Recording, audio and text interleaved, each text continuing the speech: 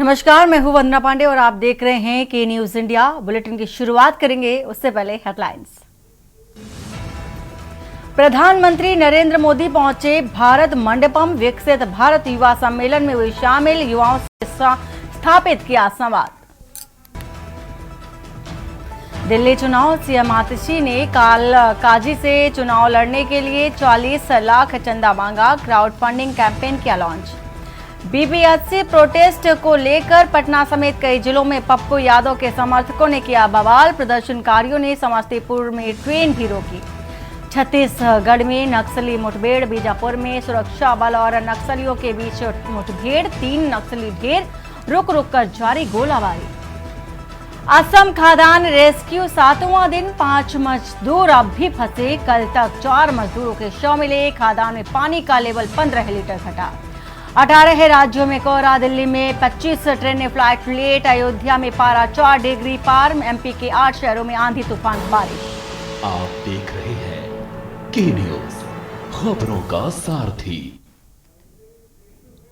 और अब बात करेंगे कोहरा, शीतलहर और बारिश। उत्तर प्रदेश के कई जिलों में ठंड और शीतलहर का प्रकोप जारी है। रायबरेली में भी यही तस्वीर निकलकर सामने आई है। ठंड को लेकर रायबरेली जिला प्रशासन भी मुस्तैद है और इसी के साथ ही नगर पालिका क्षेत्र में कुल 6 रैन बसेरा बनाए गए हैं। 4 अस्थायी हैं और 2 स्थायी रैन बसेरा जो कि बनाए गए हैं। रेलवे स्टेशन के पास भी बनाए गए हैं रैन बसेरा, बस स्टेशन और अस्पताल चौराहे के साथ ही साथ कई जगहों पर रैन बसेरा बनाया गया है। जिला प्रशासन पूरी तरह से निरीक्षण भी कर रहा है। सर्दी का प्रकोप, ठंड का प्रकोप जारी है और इसी को लेकर के कहीं आंधी तूफान और सर्दीली जो बर्फीली हवाएं हैं वो भी काफी तेज गति से चल रही हैं। ठंड का लेवल पार होता नजर आ रहा है, बारिश भी कहीं कहीं होती नजर आ रही है। नगर पालिका क्षेत्र में कुल 6 रैन बसेरे बनाए गए हैं, जिनमें 4 अस्थायी हैं और 2 अस्थायी रैन बसेरे हैं। इन रैन बसेरों में यात्रियों के ठहरने के लिए सभी आवश्यक सुविधाएं की गई हैं। इसके अलावा शहर के लगभग 100 से अधिक स्थानों पर लगातार अलाव जलवाए जा रहे हैं। लगातार पड़ रही भीषण ठंड को देखते हुए रायबरेली में 6 रैन बसेरे बनाए गए हैं, जिसमें देखा गया है कि अस्थायी और स्थायी रूप से ये रैन बसेरे बनाए गए हैं। वहीं रायबरेली जिले में आज के न्यूज़ की टीम ने रैन बसेरों का निरीक्षण किया और इस समय मौजूद है रायबरेली जिले के रेलवे स्टेशन के रैन बसेरे में, जहां आपको दिखाएंगे कि आखिर जो यात्री हैं उन्हें किस प्रकार के यहाँ पे व्यवस्थाएं दी जा रही, क्योंकि लगातार देखा जा रहा है कि भीषण ठंड पड़ रही है। वहीं स्थायी और अस्थायी रैन बसेरे बनाए गए हैं। ये देख सकते हैं रायबरेली का रेलवे स्टेशन का रैन बसेरा है, जहाँ पे महिला व पुरुषों के लिए रुकने के लिए 20 बेडों की ये व्यवस्थाएं की गई हैं, जिसमें 10 पुरुष के लिए और 10 महिलाओं के लिए ये रैन बसेरे बनाए गए हैं। वहीं आसपास देखा गया है कि पानी पीने के लिए भी व्यवस्थाएं की गई हैं। ये तस्वीर हम देख सकते हैं, जो यहाँ पे यात्री रुकेंगे उनके पानी पीने के लिए भी व्यवस्थाएं की गई हैं, साथ ही अलाव की भी व्यवस्थाएं की गई हैं, क्योंकि लगातार देखा जा रहा है कि भीषण ठंड पड़ रही है और इस भीषण ठंड में लोगों को रुकने के लिए प्रशासन की ओर से, नगर पालिका की टीम की तरफ से ये रैन बसेरों की व्यवस्थाएं की गई हैं। रायबरेली में टोटल 6 रैन बसेरे हैं, जिनमें से एक रेलवे स्टेशन पे भी ये रैन बसेरा बना हुआ है, जिससे जो भी यात्री आए उन्हें किसी भी प्रकार की दिक्कतें ना हो सके, इसको लेकर के खास तौर से यहाँ की नगर पालिका की टीम ने व्यवस्थाएं कर रखी हैं। वहीं बगल में पानी पीने के लिए भी व्यवस्थाएं कर रखी, क्योंकि लगातार देखा गया कि न्यूज़ इस खबर को प्रमुखता से दिखाया जा रहा है। तो जो भी कमियां हैं उसको लेकर के नगर पालिका की टीम से व जिला प्रशासन की ओर से ये व्यवस्थाएं की जा रही हैं, ताकि अब किसी भी यात्रियों को असुविधाएं ना हो सके। केशवानंद शुक्ला, के न्यूज़, रायबरेली। और सर्दी के बढ़ते प्रभाव और तेज हवाओं के बीच देर शाम ही बारिश ने जनजीवन पूरी तरह से अस्त व्यस्त कर दिया है। सर्दी और कोहरे ने पूरी एनसीआर क्षेत्र को अपनी चपेट में ले लिया है, जिससे लोग राहत की तलाश में हैं। हालांकि प्रशासन की ओर से की गई तैयारियों का असर सीमित नजर आ रहा है। उत्तर प्रदेश के मुख्यमंत्री योगी आदित्यनाथ ने सर्दी के मौसम में सख्त निर्देश दिए थे कि सभी चौराहों पर अलाव की व्यवस्था सुनिश्चित की जाए, लेकिन इसके बावजूद अधिकांश चौराहों पर अलाव की व्यवस्था का अभाव देखा जा रहा है। अहमदगढ़ कस्बा और पहासू चौराहे पर भी किसी प्रकार की अलाव व्यवस्था नहीं थी, जिससे वहां से गुजर रहे लोगों को सर्दी से बचने में कठिनाई हो रही थी। जनपद बुलंदशहर के डीएम चंद्र प्रकाश सिंह ने रैन बसेरों और गौशालाओं का निरीक्षण किया और अधिकारियों को सख्त निर्देश दिए कि कोई भी व्यक्ति खुले आसमान के नीचे ना सोने पाए। जिले में कुल 22 रैन बसेरे और 236 अलाव पॉइंट बनाए गए हैं, लेकिन सर्दी के मद्देनजर यह संख्या बहुत कम है। अधिकारियों से मांग की जा रही है कि अलाव पॉइंट्स की संख्या बढ़ाई जाए ताकि गरीब और मजदूर वर्ग के लोग सर्दी से बच सकें। इस स्थिति में गरीब लोग चाय की दुकानों के पास जमा होकर सर्दी से बचने की कोशिश कर रहे हैं। प्रशासन को जल्द ही इस पर ध्यान देते हुए सर्दी से बचाव के उपाय को बढ़ाना चाहिए। जनता के सामने सर्दी के सितम के कारण न तापने का इंतजाम है कोई, ना कहीं अलाव है।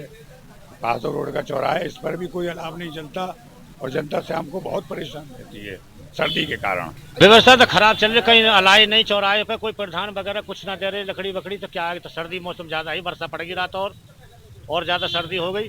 कुछ नहीं, कोई व्यवस्था नहीं है सरकारी ना। तो क्या लगता है कि अधिकारियों की लापरवाही है?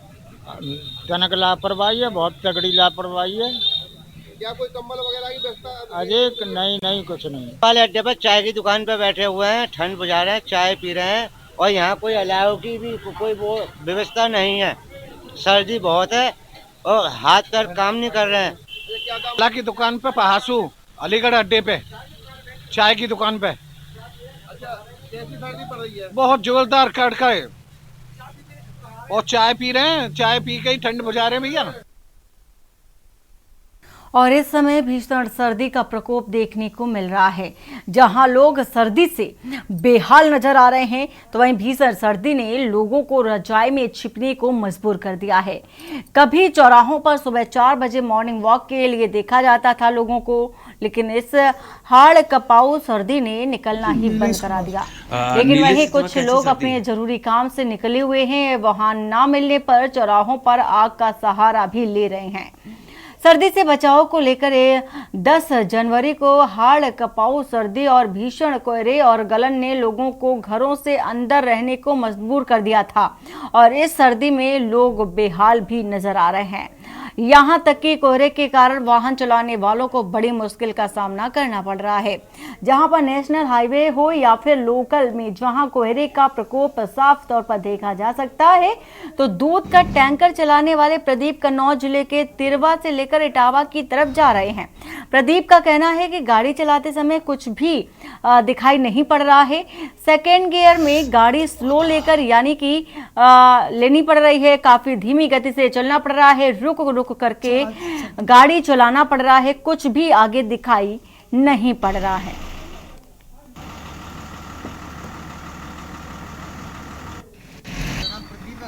प्रदीप, कौन सी गाड़ी चलाते हो? मैं दूध का टैंकर चला रहा हूँ। कहाँ से लाए हो?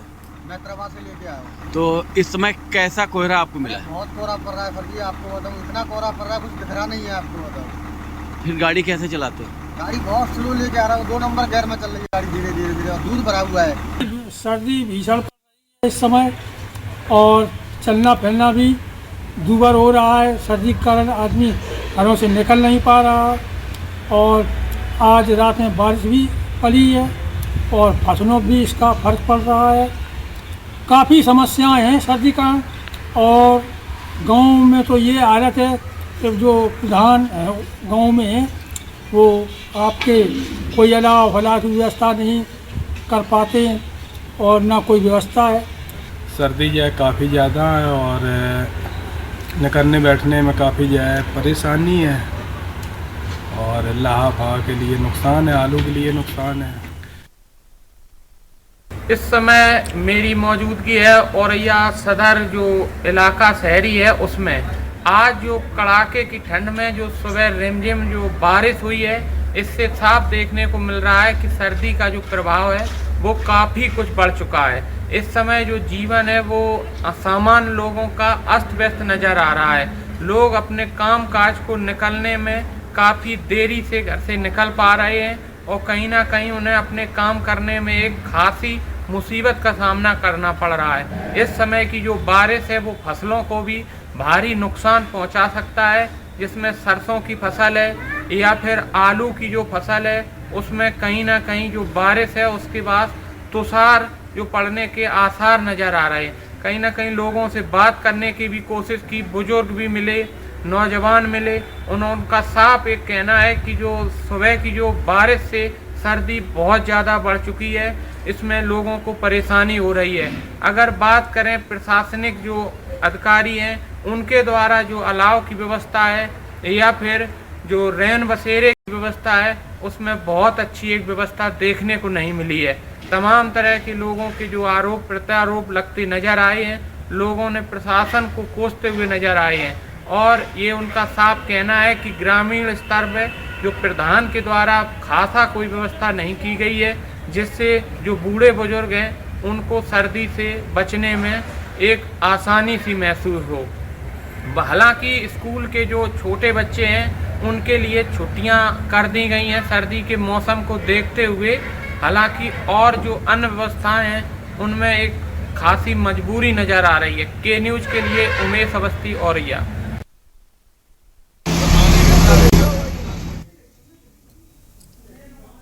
और उमेश अवस्थी इसी खबर पर है। उमेश, जिस तरह से देखा जा रहा है कि जगह जगह पर अलाव की भी व्यवस्था की जा रही है और प्रशासन पूरी तरह से मुस्तैद भी है, तो अभी जिस तरह से बताया आपने कि फसलों को लेकर के काफी ज्यादा इस पर प्रभाव भी पड़ रहा है, क्या अभी की स्थिति देखी जा रही है? जी बिल्कुल, आपको बताना चाहेंगे कि जिस तरह से सर्दी के इस मौसम में आज जो सुबह रिमझिम बारिश हुई है, उससे फसलों को एक काफी नुकसान नजर आ रहा है। जिसमें जो लाई की फसल है, वो लाई की जो फसल पे फूल का जो समय चल रहा है, वहीं आलू की फसल है। इस समय की जो बारिश है वो फूल को मैटने का काम करेगी, वहीं तुषार बढ़ने का भी इस समय एक आशंका बनी हुई है कि फसलों में तुषार न बढ़ जाए। बाकी जो अलाव की व्यवस्था है वो शहरी क्षेत्रों में जो नगर पालिका की तरह से जो प्रमुख चौराहे होते हैं उन पर एक दिखावे के रूप में व्यवस्था कर दी जाती है।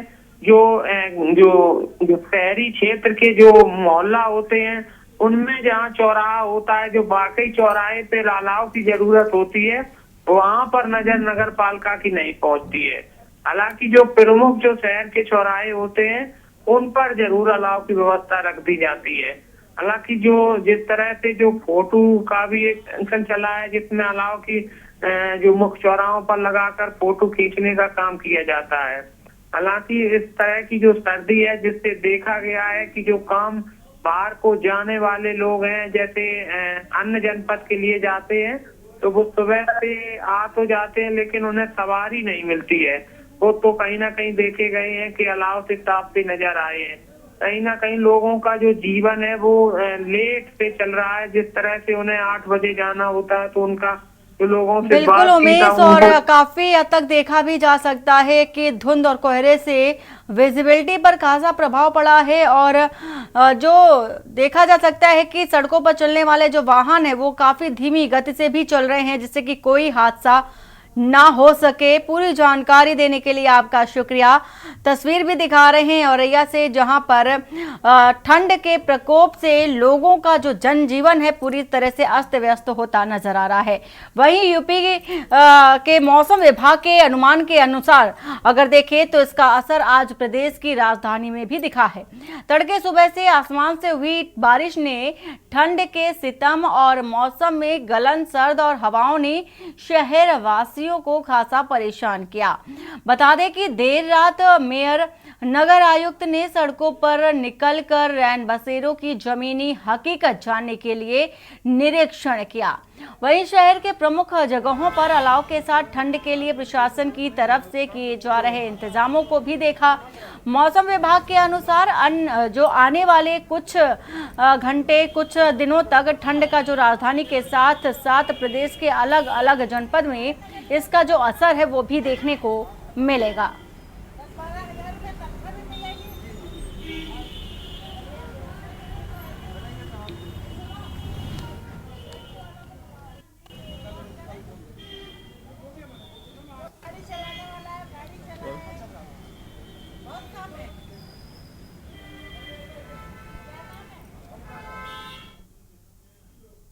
और कोहरा और शीतलहर के प्रकोप के बीच शाम को बादल गरज उठे। रिमझिम बारिश शुरू हुई है और देर रात तक रुककर बारिश होती रही, जिससे ठंड काफी ज्यादा बढ़ गई। लोग ठंड से कांपते नजर आए और हीटर और अलाव का सहारा राहत पाने के लिए दिखाई दिए। कल दोपहर करीब 2 बजे हल्की धूप भी निकली, लेकिन यह ठंड से राहत नहीं दे सकी। शाम ढलने के बाद बारिश होने से ठंड के तेवर और भी तल्ख हो गए। लोग जल्दी घर में घुस गए और सड़कों पर सन्नाटा पसर गया। मौसम विभाग ने 11 जनवरी से 2 दिन तक पश्चिमी और पूर्वी उत्तर प्रदेश के कुछ हिस्सों में बारिश होने की संभावना जताई थी। संभावना के तहत 11 जनवरी की शाम को बादलों की तेज गड़गड़ाहट के बीच बादल बरस उठे और पहली रिमझिम बारिश हुई और उसके बाद रुक रुक कर बारिश होती रही। इधर किसानों का कहना है कि हल्की बारिश फसलों के लिए फायदेमंद है, इससे सिंचाई की भी आवश्यकता नहीं होगी। तेज बारिश हुई तो फसलों को नुकसान भी हो सकता है।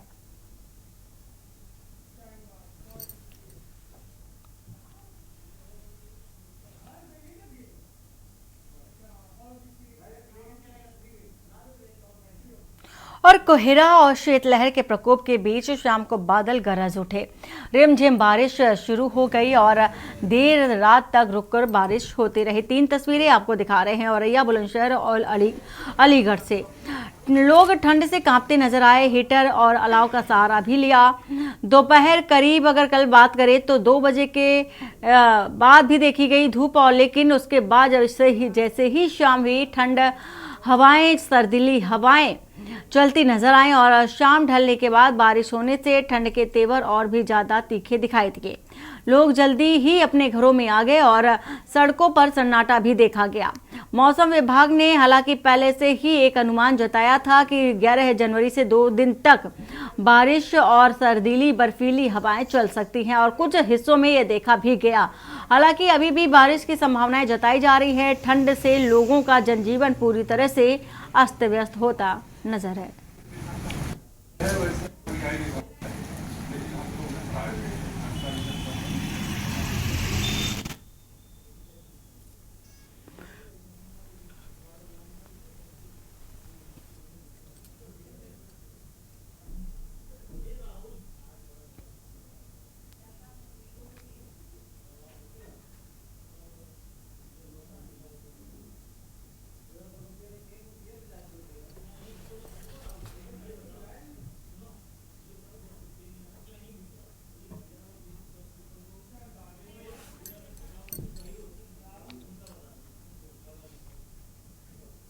और आगरा से खबर आ रही है, जहां पर बैलून भरने वाला सिलेंडर ब्लास्ट हुआ। 3 लोग घायल बताए जा रहे हैं और वहीं अस्पताल में भर्ती भी कराया गया है जो घायल हैं।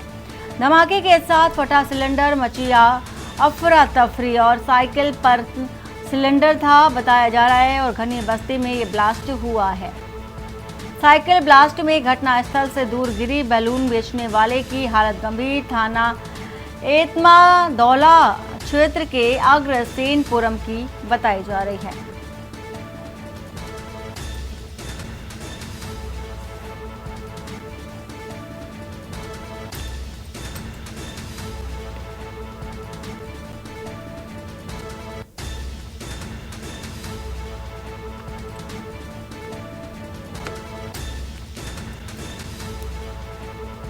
तो आप बलून भरने वाला सिलेंडर ब्लास्ट हुआ है, आगरा से खबर। और वहीं 3 लोग घायल हैं, अस्पताल में घायलों को भर्ती भी कराया गया।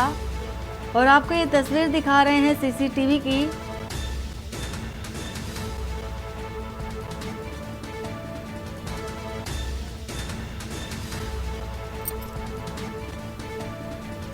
तो साइकिल में सिलेंडर रखा हुआ था, घनी बस्ती में ब्लास्ट हुआ है।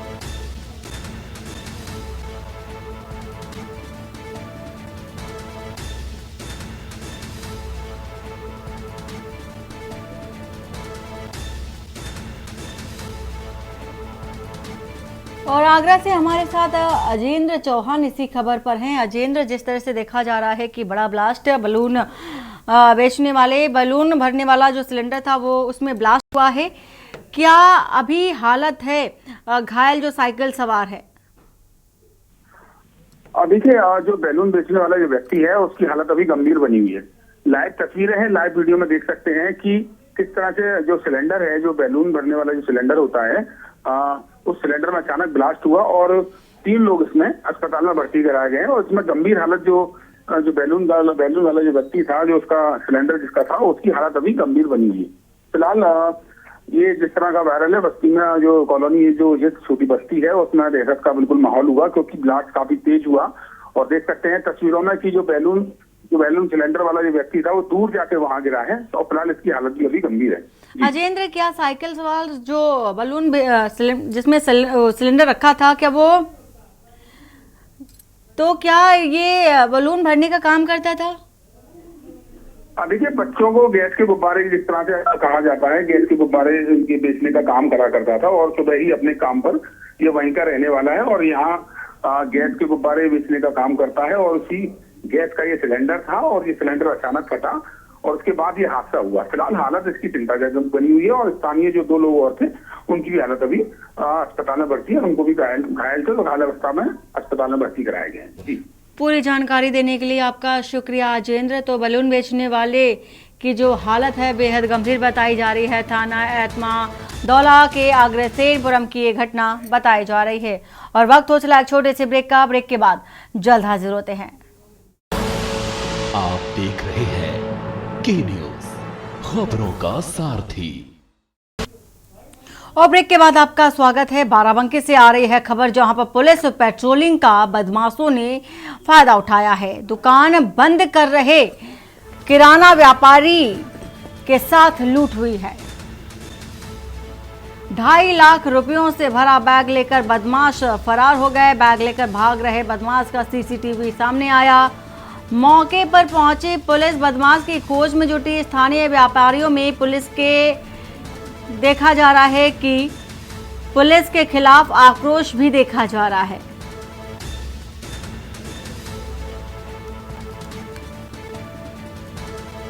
तो बाराबंकी से खबर, 2.5 लाख रुपयों से भरा बैग बदमाश लेकर फरार हो गया। बैग लेकर भाग रहे बदमाश का सीसीटीवी फुटेज भी देखा जा सकता है। मौके पर पहुंचे पुलिस बदमाश की खोज में जुटी हुई है। स्थानीय व्यापारियों में पुलिस के खिलाफ आक्रोश भी देखा जा रहा है। थाना मोहम्मदपुर खाला सूरतगंज चौकी के कस्बे की ये घटना है।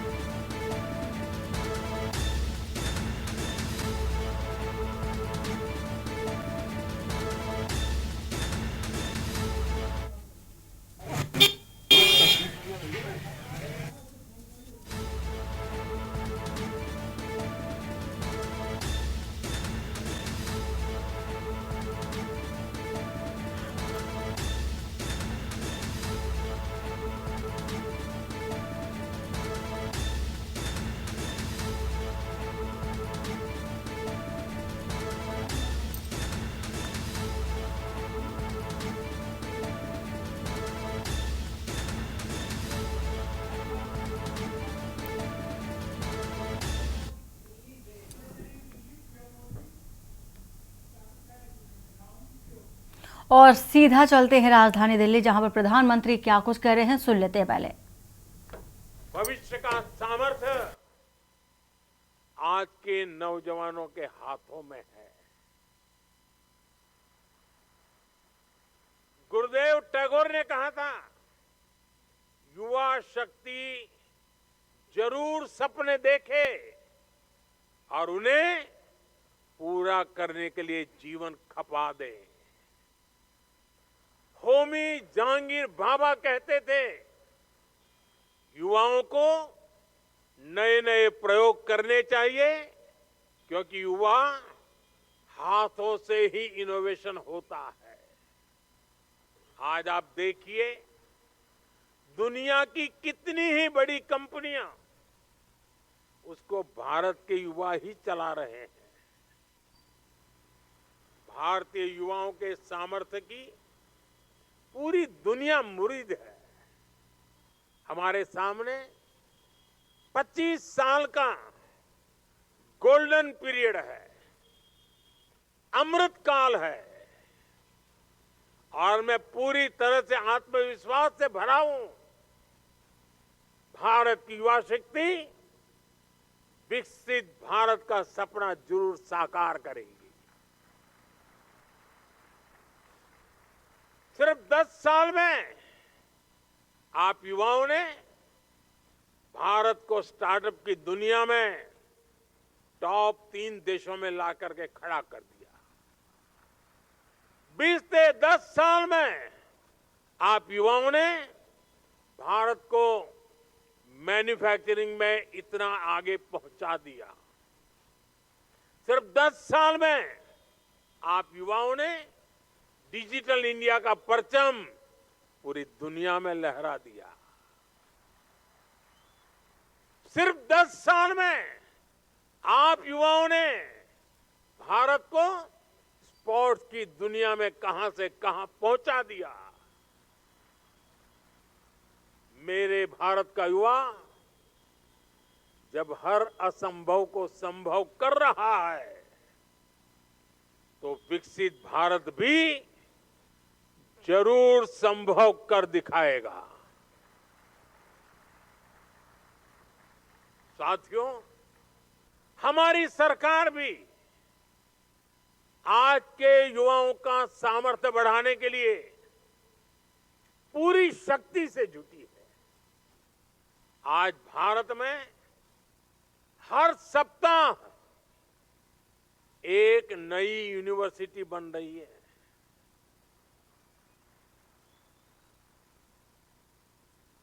आज भारत में हर दिन एक नई आईटीआई की स्थापना हो रही है। आज भारत में हर तीसरे दिन एक अटल टिंकरिंग लैब खोली जा रही है।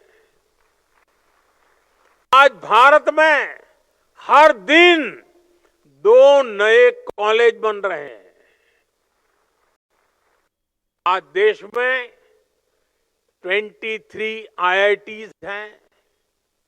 सिर्फ एक दशक में ट्रिपल आईटी की संख्या 9 से बढ़कर के 25 हो चुकी है। आईआईएम्स की संख्या 13 से बढ़कर 21 हो चुकी है। 10 साल में एम्स की संख्या में 3 गुना वृद्धि हुई है। 10 साल में मेडिकल कॉलेजों की संख्या भी करीब करीब 2 गुनी हो गई है। आज हमारे स्कूल हो, कॉलेज हो, यूनिवर्सिटीज हो, क्वांटिटी हो या फिर क्वालिटी, हर स्तर पर शानदार परिणाम दिख रहा है। साल 2014 तक भारत के केवल 9 higher education institution QS ranking में आते थे। आज ये संख्या 46 है। भारत की शिक्षा संस्थानों का बढ़ता हुआ ये सामर्थ्य विकसित भारत का बहुत बड़ा आधार है। साथियों, कुछ लोगों को लग सकता है कि 2047 तो अभी बहुत दूर है, इसके लिए अभी क्या काम करना। लेकिन उस सोच से भी हमें बाहर निकलना है। विकसित भारत की इस यात्रा में हमें हर रोज नए लक्ष्य बनाने हैं, उसे प्राप्त करना है। वो दिन दूर नहीं जब भारत दुनिया की तीसरी सबसे बड़ी इकोनॉमी का लक्ष्य हासिल करेगा। बीते 10 वर्षों में देश ने 25 करोड़ लोगों को गरीबी से बाहर निकाला। जिस रफ्तार से हम चल रहे हैं तो वो दिन भी दूर नहीं है जब पूरा भारत गरीबी से मुक्त होगा। और इसी बीच हरदोई से खबर है, जहां पर ईंट से लदी ट्रैक्टर ट्रॉली ने महिला को रौंदा है। हादसे में महिला की मौत हो गई है। देवर के साथ दवा लेने के लिए गई थी महिला और अचानक गिरी महिला। तेज रफ्तार ट्रैक्टर ट्रॉली ने रौंदा है। घटना की जानकारी मिलते ही मौके पर पहुंचे पुलिस। पाली कोतवाली के पाली नकटोरा मार्ग का ये मामला है।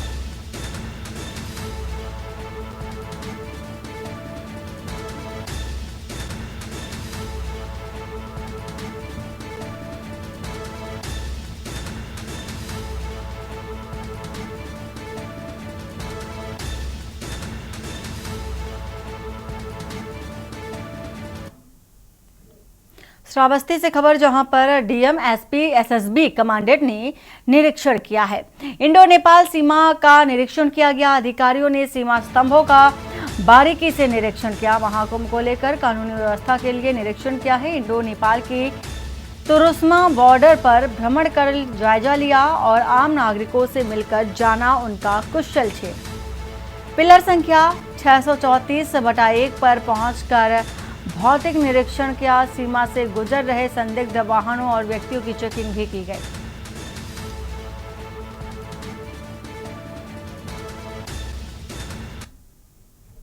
और वहीं तबेले में सो रहे 49 वर्षीय व्यक्ति की मौत हो गई है। संदिग्ध परिस्थितियों में मौत होने से हड़कंप भी देखा जा रहा है। सिरसा बदन गांव का निवासी मृतक था जयप्रकाश और मृतक के परिजनों का रो रो कर बुरा हाल बना हुआ है। सूचना पाकर मौके पर पहुंची पुलिस और माराहारा पुलिस मामले की जांच पड़ताल में जुट गई है। देर रात खाना खाकर तबेले में सोने गया था मृतक और जिले के थाना मारहरा क्षेत्र का मामला है।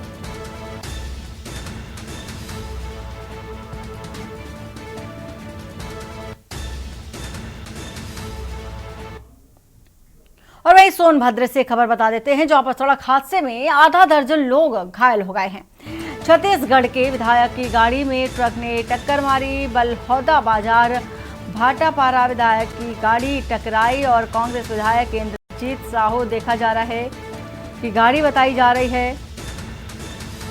गाड़ी में परिवार सहित महाकुंभ जा रहे थे कांग्रेस विधायक। सुबह 10 बजे नधीरा मोड़ पर ट्रक ने टक्कर मारी। पुलिस ने सभी घायलों को 80 म्योरपुर में भर्ती कराया है। गंभीर घायल 2 जो घायल हैं उनको डॉक्टर ने जिला अस्पताल रेफर किया है। म्योरपुर के क्षेत्र के मुरधवा बिजपुर मार्ग पर यह हादसा हुआ है। और उधर से ट्रक आया था, ओवरटेक किया। जस्ट मेरा गाड़ी 40 में स्पीड था और उसका गाड़ी बहुत हाई स्पीड में ओवरटेक किया। सीधा जाके सामने ठोक दिया। बचाने के चक्कर में साइड किया तो साइड वाला मेरे हिस्से वाला ड्राइवर साइड का रुका। ड्राइवर साइड रुका और साइड से घूम गया गाड़ी और उसका गाड़ी सीधा साइड में। अच्छा, ओवरटेक करके आपको मार दिया आगे? हाँ, ओवरटेक करके। क्या नाम है आपका? द्वारिका साहब। रायबरेली से खबर, जहां पर महाकुंभ को लेकर जिला प्रशासन पूरी तरह से अलर्ट मोड पर है। नगर पालिका द्वारा श्रद्धालुओं के लिए सेल्फी पॉइंट भी लगाई गई है। अलग अलग स्थानों पर सेल्फी पॉइंट को लगाया गया। जागरूकता के तौर पर लगवाई गई सेल्फी पॉइंट। महाकुंभ में होने वाले स्नान की सेल्फी पॉइंट में तिथियों, पीएम सीएम की तस्वीर भी लगी। सेल्फी पॉइंट आकर्षण का एक केंद्र बनी हुई है। ईओ नगर पालिका ने महाकुंभ को लेकर जानकारी दी है।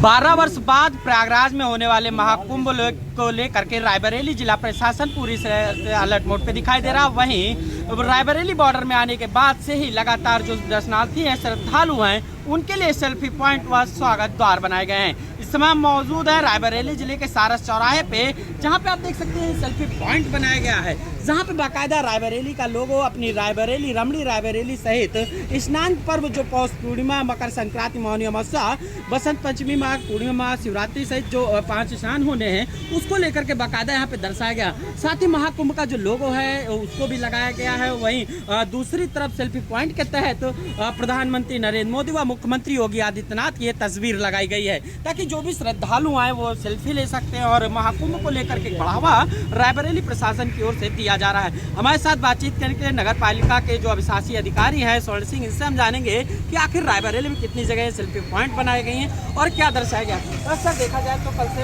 माघ जो है कुंभ मेले की शुरुआत होनी है, रायबरेली में कितनी जगह सेल्फी पॉइंट बनाए गए और जो श्रद्धालु आएंगे उनके लिए क्या व्यवस्था की गई है? महाकुंभ को लेकर शासन और प्रशासन द्वारा दिए गए निर्देशों के क्रम में सबसे पहले शहर का जो एंट्री पॉइंट है वहाँ पे एक स्वागत द्वार बनवाया गया है। इसके साथ ही सारस चौराहे पे स्वागत कक्ष का निर्माण किया गया है। इसके अलावा शहर में 3 जगहों पे जो सुयस रेस्टोरेंट के पास, सारस चौराहे के पास और मुंशीगंज में सेल्फी पॉइंट बनवाया गया है। इस सेल्फी पॉइंट में जहाँ रायबरेली की स्थानिकता को दिखलाते हुए रमणी रायबरेली का लोगो है, और वहीं दूसरी तरफ जो है महाकुंभ के जो बड़े पद्म स्नान है उनके बारे में जानकारी दी गई है। और इस सेल्फी पॉइंट को लेके लोगों में बहुत उत्साह है, लोग आके यहाँ पे अपनी सेल्फी ले रहे हैं।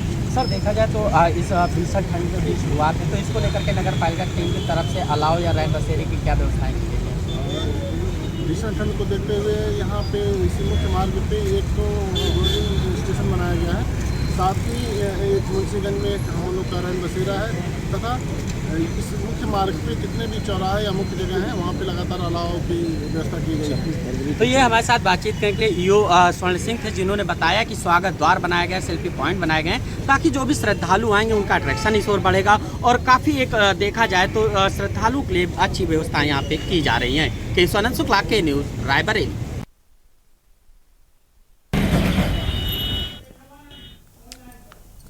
और फोन लाइन पर हमारे साथ केशवानंद शुक्ला जुड़ चुके हैं। केशवानंद, जिस तरह से तैयारियां भी देखी जा रही हैं और अब चूंकि सेल्फी पॉइंट भी लगाए गए हैं, कितना उत्साह युवाओं में देखा जा रहा है? बिल्कुल वंदना, आपको बताना चाहेंगे 12 साल बाद जो है प्रयागराज में महाकुंभ होने जा रहा है, जिसको लेकर के देखा गया एक सरकार की तरफ से और रायबरेली जिला प्रशासन पूरी तरह से अलर्ट मोड पे दिखाई दे रही है।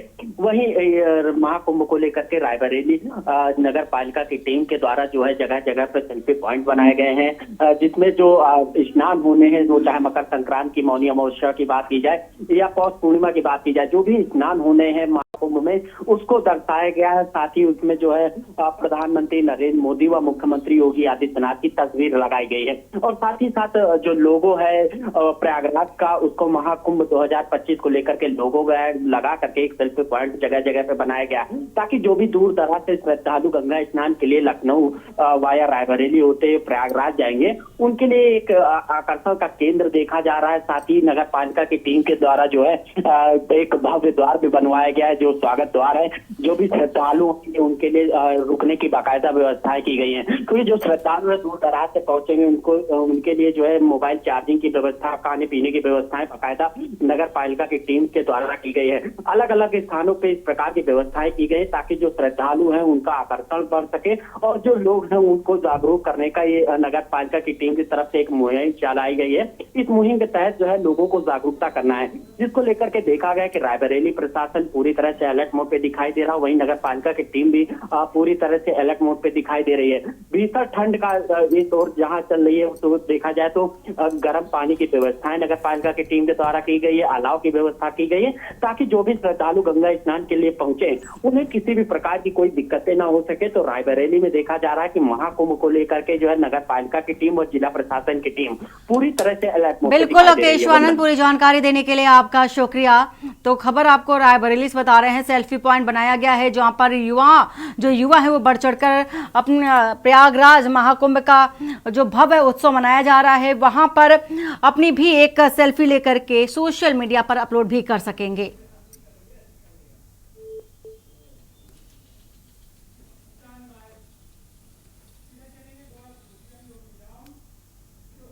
और सीधा चलते हैं गोरखपुर, जहां पर गोरखपुर महोत्सव समापन समारोह कार्यक्रम चल रहा है। सीएम योगी आदित्यनाथ पहुंचे हुए हैं, क्या कह रहे हैं सुना देते हैं। नगर के रूप में उभर करके विकास के नित नए प्रतिमान को स्थापित कर रहा है। याद रखना, सरकारें विकास कराएंगी, उस विकास की यात्रा के साथ सहभागी बनना हम सबका दायित्व बनता है, समाज का दायित्व बनता है।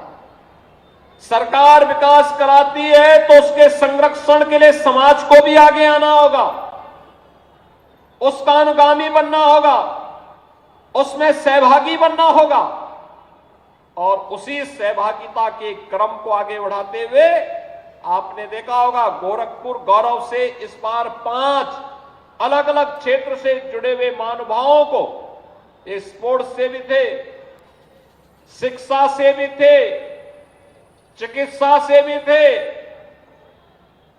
प्रगतिशील किसान से भी थे, समाज के अलग अलग तबके से जुड़े हुए ऐसे 5 महानुभावों को इस मंच पर बुला करके सम्मान करके गोरखपुर गौरव से विभूषित किया गया, जिन्होंने अलग अलग क्षेत्र में गोरखपुर को प्रदेश में, देश में, दुनिया में एक सम्मान दिलाने का काम किया है। मैं इन सभी को यहां पर इस अवसर पर हृदय से अभिनंदन करता हूं। गोरखपुर गौरव का सम्मान जिन्हें प्राप्त हुआ है, उन्हें मैं इस अवसर पर उनका स्वागत करता हूं। मैं इस अवसर पर उन सभी कलाकारों का, उन सभी महानुभावों का, जिन्होंने पिछले 3 दिवस के कार्यक्रम के साथ जुड़ करके भारत की आध्यात्मिक और सांस्कृतिक विरासत के प्रतीक बन रहे गोरखपुर महोत्सव को सफलता की एक नई ऊंचाई तक पहुंचाने के लिए अपना योगदान किया है। और मैं चाहूंगा जितने भी लोग इस महोत्सव के हिस्से बने, जो एग्जीबिशन आई है, इस एग्जीबिशन को जरूर एक बार देखें। क्या क्या गोरखपुर में, कहीं टेराकोट का सामान होगा, कहीं पे शहद उत्पादन के साथ जुड़े हुए लोग होंगे, कहीं पे एफपीओज कैसे अन्नदाता किसानों की आमदनी को बढ़ाने में सहायक हो सकता है। और पहली बार महोत्सव में नेशनल बुक ट्रस्ट ने एक बुक फेयर का भी आयोजन किया है युवाओं के लिए। याद रखना, अच्छी पुस्तकें आपकी सच्ची मित्र होती हैं और सच्चे मित्र हैं अच्छी पुस्तकों का खरीदना, गिफ्ट में अपने दोस्तों को देना, अपने मित्रों को देना। अपने किसी बच्चे के जन्मदिन पर जा रहे हैं तो अच्छी पुस्तक उसकी रुचि के अनुसार जो उसके विकास में योगदान दे सकती हो, उस कार्यक्रम के साथ उसको जोड़ेंगे तो इसके प्रकाशन में एक गति आएगी। पढ़ने लिखने की परंपरा कम हुई है, कालजयी कृतियां मिलना कठिन होता है, लेकिन फिर भी जो प्रकाशन हो रहा है, अगर हम उसको प्रोत्साहित करेंगे तो यह और अच्छा प्रकाशन आने वाले समय में हमारे सामने आएगा। और ये बुक फेयर भी पहली बार इस महोत्सव में देखने को मिल रहा है। और भी स्थानीय स्तर पर जुड़े हुए तमाम ऐसे कार्यक्रम इस आयोजन के साथ जुड़े हैं और मुझे तो प्रसन्नता है, अच्छे अच्छे कलाकार आए थे। मुझे समय नहीं मिल पाया, मैं अभी थोड़ी देर पहले ही गोरखपुर पहुंचा हूं, लेकिन अन्यथा 3 दिन मेरी रहने की इच्छा थी कि इस कार्यक्रम में रहूं, गोरखपुर के बारे में, आध्यात्मिक और सांस्कृतिक परंपरा को मंचीय कार्यक्रम के माध्यम से देखूं, समझूं और उसके लिए कहां पर सरकार के स्तर पर कौन सा प्रोत्साहन हो सकता है, उसके बारे में भी हम योगदान दे सकेंगे। इस बात को लेकर के हम यहां के साथ जुड़ेंगे। लेकिन आयोजन समिति से जुड़े हुए सभी लोगों ने मिलकर के इसको एक नई ऊंचाइयां देने का काम किया है। इस समय इतनी भीषण सर्दी में भी ये हजारों की भीड़ इस बात को लेकर के महोत्सव है, हम इसका हिस्सा बनेंगे, यह प्रोत्साहन अत्यंत महत्वपूर्ण है। 12 जनवरी को इसका समारोह इसलिए भी हो रहा है क्योंकि कल पौष पूर्णिमा है। कल से इस 2025 12 वर्ष के बाद आने वाला और इस बार तो 144 वर्ष के बाद विशिष्ट मूर्त के साथ जुड़ने वाला महाकुंभ प्रयागराज कल से प्रारंभ हो रहा है प्रयागराज की धरती पर। यानी 13 जनवरी से 26 फरवरी तक 45 दिन का यह भव्य आयोजन कल से प्रारंभ होने जा रहा है। आप याद करिए, इस पूरे आयोजन में 40 करोड़ की आबादी आएगी। 40 करोड़ लोग, 40 करोड़ श्रद्धालु, साधु संत, देश और दुनिया के अतिथि वहां सहभागी बनने जा रहे हैं। 40 करोड़ की आबादी, दुनिया के अंदर भारत और चीन के बाद किसी और देश के पास नहीं है। जितनी आबादी एक अस्थायी स्थिति में अकेले प्रयागराज में आने वाली है। मां गंगा, यमुना और सरस्वती नदी के त्रिवेणी में संगम में स्नान करने का एक सौभाग्य प्राप्त होगा। लोगों को वहां पर उत्तर प्रदेश को जानने, भारत को जानने, भारत की आध्यात्मिक विरासत को संतों के माध्यम से, उनके शिविर के माध्यम से, उनके अखाड़ों के माध्यम से जानने और देखने का अवसर प्राप्त होगा। वहां पर बहुत सारी चीजें ऐसी दी गई हैं जो पहली बार कुंभ में आने वाले श्रद्धालुओं को देखने को मिलेगा। वहां पे अक्षयवट कॉरिडोर भी बना है, मां सरस्वती कूप का कॉरिडोर भी बना है, बड़े हनुमान जी मंदिर का कॉरिडोर बन गया है, पातालपुरी का कॉरिडोर बन गया है, महर्षि भारद्वाज कॉरिडोर बन गया है,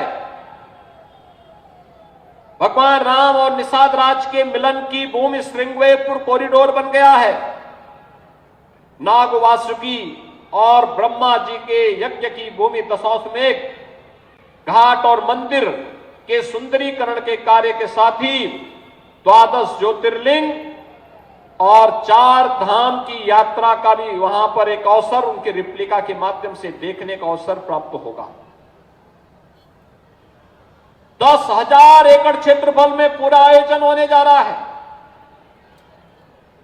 कल रात्रि की सूचना है 35 लाख श्रद्धालु कल रात्रि तक पहुंच चुके थे प्रयागराज में।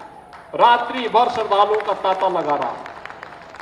कल 25 लाख श्रद्धालुओं ने संगम में स्नान किया था। आज मेरा अनुमान है कि संख्या 35 लाख तक पहुंच गई होगी। यह अद्भुत उत्साह एक कल से प्रारंभ होने जा रहा है।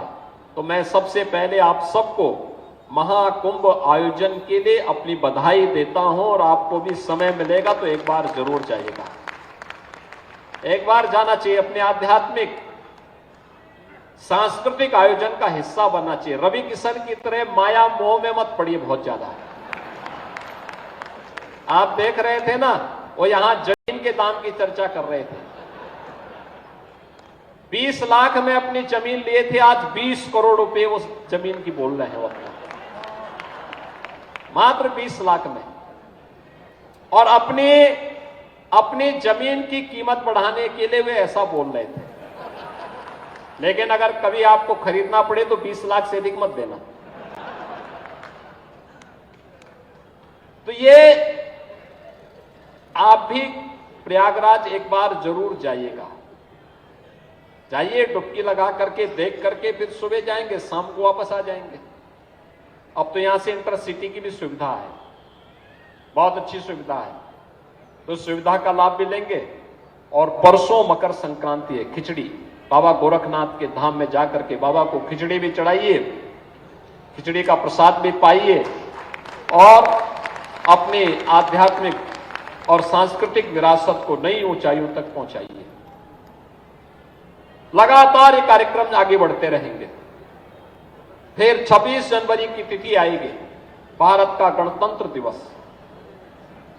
29 जनवरी 144 वर्ष का विशिष्ट मुहूर्त, जब भगवान सूर्य मकर राशि में होंगे, बृहस्पति वृष राशि में होगा और उस विशिष्ट मुहूर्त पर प्रयागराज में मौनी अमावस्या का आयोजन होगा।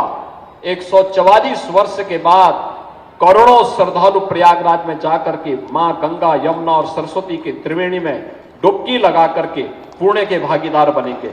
आप सबको इन सभी आयोजनों के प्रति मैं अपनी बधाई देता हूं, अभी से अपनी शुभकामनाएं देता हूं। गोरखपुर महोत्सव को भव्यता के साथ आयोजित करने के लिए हृदय से साधुवाद देता हूं और मुझे विश्वास है कि महोत्सव आप सबके जीवन में इसी प्रकार की खुशहाली लाता रहे।